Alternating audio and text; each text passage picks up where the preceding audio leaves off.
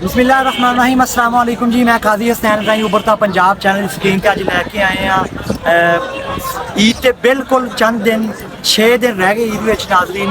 ते असी इस टाइम मौजूद हाँ अड्डा शेख फादल चीचावती तो बूरे वाला रोड। नाज़रीन मंडी बड़ी पखी हुई है। पखी तो मुराद यह कि अवामुन्नास बहुत ज़्यादा ने, लोग बहुत ज़्यादा, खरीदार भी बहुत ज़्यादा, बेचने वाले भी बहुत ज़्यादा, लेकिन रेट जिहड़ा वा वो गिर चुकिया वा। रेट देखते आ, मालक को पुछते आ, खरीद नहीं करते। उसकी की वजह महंगाई आ या सिर्फ लोग इस चक्कर च खड़ोते आ कि असी ईद वाली रात खरीदांगे सानू फ्री मिल जाएगा। ये बारे तुहानू असी लोगों की राय भी देने आ क्योंकि मालक की कहते आ, खरीदार की कहते आ, और तुहानू पूरी मंडी का विजिट भी कराने आ। आजो चलते तुहानू दसो भी मंडी तुसीं बैठे हो तो किवें अजकल मंडी अज दी तेज आ कि ठंडी आ? मंडी ठीक है पर धुप ना गर्म बहुत हुई हुई है।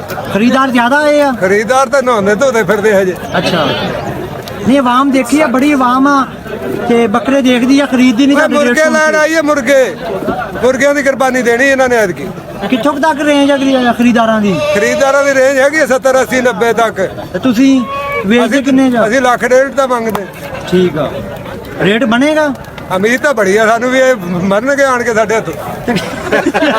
या कट्टे च हिस्सा पाउणगे जिन्ने खरीदार आ? कट्टा नहीं लभदा, ये तो भुल जाण भी कट्टा लभ जू। ठीक हो गया जी। असीं बकरे छड्ड के घरे कट्टिਆਂ ਤੇ खड़े हैं। अगर तुहाडे ना विके फिर ना विके तो अगले साल ਜਿਹੜਾ ਇਹਨਾਂ ਨੇ ਲਿਆ ਸੀ ਅਸੀਂ ਤਾਂ ਵੀ ਘਰੇ ਲੈ ਹੀ ਗਏ ਸੀ। यानी तुसीं हौसले वाले हो? ना जी कदी छड्डिया ही नहीं हौसला। चलो मेहरबानी, थैंक यू जी। ਬਾਬੇ ਦਾ ਇੰਟਰਵਿਊ ਜ਼ਬਰਦਸਤ। ਖਰੀਦਾਰ ਵੀ ਜਨਾਬ ਬਰਾਬਰ ਦੇ ਹੈਗੇ ਤੇ ਵੇਚਣ ਵਾਲੇ ਵੀ ਬਰਾਬਰ ਦੇ। ਵਿਕ ਰਹੇ ਆ? ਇੱਕ ਜੈਸੀ ਤਾਦਾਦ ਆ ਦੋਨਾਂ ਦੀ। ਵਿਕਦੇ ਵੁਕਦੇ ਫਿਲਹਾਲ ਜਿਹੜੇ ਇਹਨਾਂ ਕੋਈ ਨਹੀਂ ਹੈਗੇ। ਸਾਰੇ ਜਿਹੜੇ ਖਰੀਦਾਰ ਉਹਨਾਂ ਦੀ ਕੋਸ਼ਿਸ਼ ਇਹ ਆ ਕਿ ਸਾਨੂੰ ਫ੍ਰੀ ਲੱਭ ਜਾਣ। ਤੋ ਜਿਹੜਾ ਹੈ ਨਾ ਉਹਨਾਂ ਦੀ ਸੋਚ ਇਹ ਆ ਕਿ ਈਦ ਦੇ ਲਾਗੇ ਜਾ ਕੇ ਈਦ ਤੋਂ ਇੱਕ ਦਿਨ ਪਹਿਲਾਂ ਜਾ ਕੇ ਲਿਆ ਜਾਵੇ, ਸ਼ਾਇਦ ਸਾਨੂੰ ਫ੍ਰੀ ਮਿਲ ਜਾਵੇ। ਲੇਕਿਨ ਜਿਹੜੀ ਹੁਣ ਦੀ ਸੂਰਤ ਹਾਲ ਹੈ ਬੱਕਰਿਆਂ ਦਾ ਰੇਟ।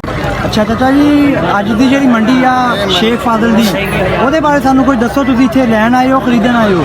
ਅਸੀਂ ਖਰੀਦਣ ਆਏ ਹਾਂ। ਤੇ ਰੇਟ ਕਿਵੇਂ ਆ? ਖਰੀਦਾਰਾਂ ਦਾ ਰੇਟ ਘੱਟ ਲਾਉਂਦੇ ਆ ਜਾਂ ਮਾਲਕ ਜ਼ਿਆਦਾ ਮੰਗ ਰਹੇ ਆ? ਮਾਲਕ ਜ਼ਿਆਦਾ ਮੰਗ ਰਿਹਾ, ਰੇਟ ਤੇ ਡਾਊਨ ਹੀ ਆ, ਵਿਕਦਾ ਕੋਈ ਨਹੀਂ, ਐਵੇਂ ਰੇਟ ਮੰਗੀ ਜਾਂਦੇ। ਤੁਹਾਡਾ ਕੀ ਖਿਆਲ ਹੈ, ਵਿਕਣਗੇ? ਤੇ ਵਿਕਣਗੇ ਨਹੀਂ, ਇਹ ਮੰਦਾ ਹੋ ਜਾਣਾ, ਐਂਡ ਹੋ ਜਾਣਾ। ਐਂਡ ਹੋ ਜਾਣਾ ਯਾਨੀ ਮੰਡੀ ਨਹੀਂ ਅੱਜ ਭਖੀ? ਨਹੀਂ ਠੀਕ ਆ, ਡਾਊਨ ਹੀ ਆ ਕੰਮ। ਠੀਕ ਹੋ ਵਿਕਿਆ ਕੋਈ ਨਹੀਂ, ਐਵੇਂ ਮੁੱਲ ਮੰਗੀ ਜਾਂਦੇ।